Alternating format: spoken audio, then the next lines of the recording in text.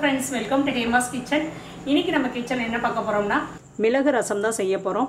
இந்த மிளகு, ஜீரகம், பூண்டு, பச்சை மிளகாய், கருவேப்பிலை இது மட்டும் தான். இதுல வந்து நம்ம பொடியெல்லாம் எதுவுமே நம்ம சேர்க்க போறது கிடையாது. இப்போ இதுல வந்து நான் இந்த ஸ்பூன்ல தான் அளவு நான் சொல்றேன். இதுல 1 ஸ்பூன் சீரகம் எடுத்துக்கிறேன், 1 ஸ்பூன் மிளகு, பூண்டு வந்து நிறையவே சேர்த்துக்கலாம். பூண்டு வந்து ரசத்துக்கு எவ்வளோக்கு எவ்வளோ சேர்க்குறோமோ அவ்வளோக்கு அவ்வளோ நல்லா இருக்கும். அதனால் நான் வந்து 5 பூண்டு சேர்த்துக்கிறேன், ஒரே ஒரு பச்சை மிளகாய், கருவேப்பிலை. நைஸாக அரைக்கக்கூடாது, நல்லா குறப்பாக அரைச்சிக்கோங்க. கொஞ்சமாக தண்ணி தெளித்து இப்போ அதை அரைச்சிட்டு வந்துடுறேன். இப்போ இந்த மாதிரி குறப்பாக அரைச்சிட்டேன். இப்போ இது கூட ஒரு தக்காளி கட் பண்ணி வச்சுருக்கிறேன், அதை சேர்த்துக்கிறேன். கொத்தமல்லி, உப்பு, கல் உப்பு தேவையான அளவு, இது எல்லாத்தையும் சேர்த்து நல்லா பிசைஞ்சிக்கலாம். இந்த தக்காளியெல்லாம் வந்து நல்லா மசிஞ்சிடணும். லெமன் அளவு புளி வந்து ஊற வச்சுருக்கிறேன் ஒரு 10 நிமிஷமாக. இப்போ இதை வந்து நல்லா கரைச்சிக்கலாம்.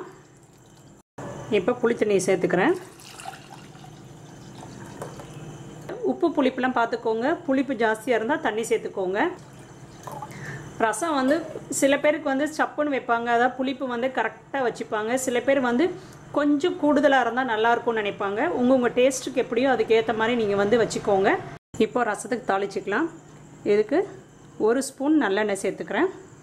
ரசத்துக்கு எப்பயுமே 1 ஸ்பூன் நெய் சேர்த்துக்கோங்க, வாசமாக இருக்கும். 1 ஸ்பூன் மட்டும் சேர்த்துருக்குறேன். தாளிச்சிக்கலாம். கடுகு, உளுந்தம்பருப்பு, வெந்தயம் 2-3, சீரகம் ஒரு 1/4 ஸ்பூன் அளவுக்கு கூட இல்லை, இவ்வளோ தான் நான் சேர்க்குறேன். மிளகு ஒரு 5-6 மிளகு, ஒரு வத்தல், அரை பெரிய வெங்காயம். பெரிய வெங்காயம் சேர்த்துக்கோங்க, ரொம்ப நல்லாயிருக்கும். நிறைய சேர்த்துக்கல, கொஞ்சமாக சேர்த்துருக்குறேன். பெருங்காயம், மஞ்சள் தூள். வெங்காயம் வேணால் சேர்த்துக்கோங்க, இல்லைனா வேண்டாம்.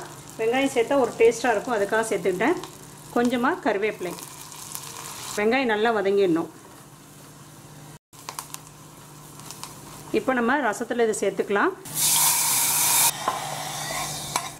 இது கூடவே மேலே மல்லி இலை தூவிடலாம். கொதிக்கட்டும். நல்லா நுரக்கூடி வருது பார்த்தீங்கள்ல. நான் இப்படியே ஆஃப் பண்ணிடுறேன், ஏன்னா இது வந்து ரொம்ப சூடாயிடுச்சுன்னா நல்லா கொதிக்கும். ஆஃப் பண்ணிடுறேன்.